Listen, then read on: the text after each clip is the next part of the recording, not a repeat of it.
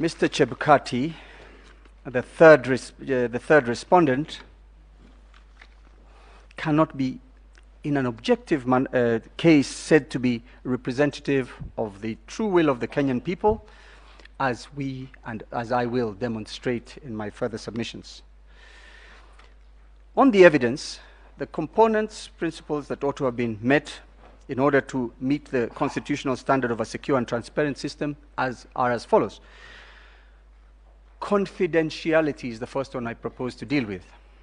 This requires that the information within the process, and I'm not talking about the public portal, I'm talking about the back end, should have been accessed by only those legitimately authorized.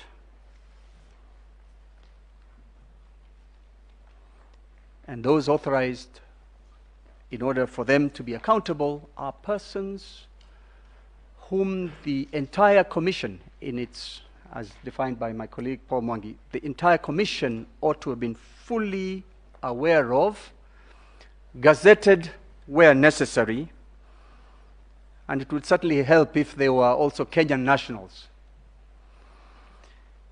Integrity is the information used should be accurate, complete, protected by various and protected from malicious modification, which includes alteration or obstruction, either by authorized or unauthorized persons. Availability. The information required must be available as and when required by those authorized to use or access it in compliance with the constitutional requirements and the Elections Act. Non-repudiation, an audit trail must be maintained on activities related to the information.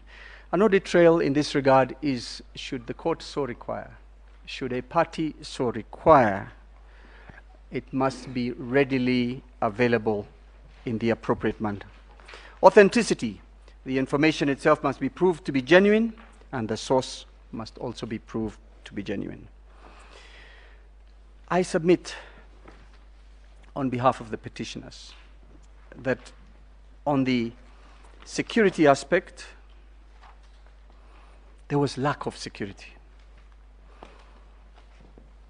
The first instance of that demonstrates this is the operation and use of the IBC and availability to, I repeat that again. The first is operation and use of IBC election materials and equipment to identified unauthorized persons.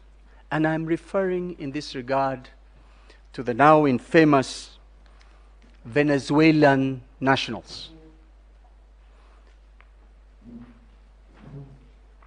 I will elaborate on that in a few seconds. The second is the penetration by way of hacking and illegally granted access of the IBC system by known and unknown persons. I distinguish between hacking and unauthorized grant of access.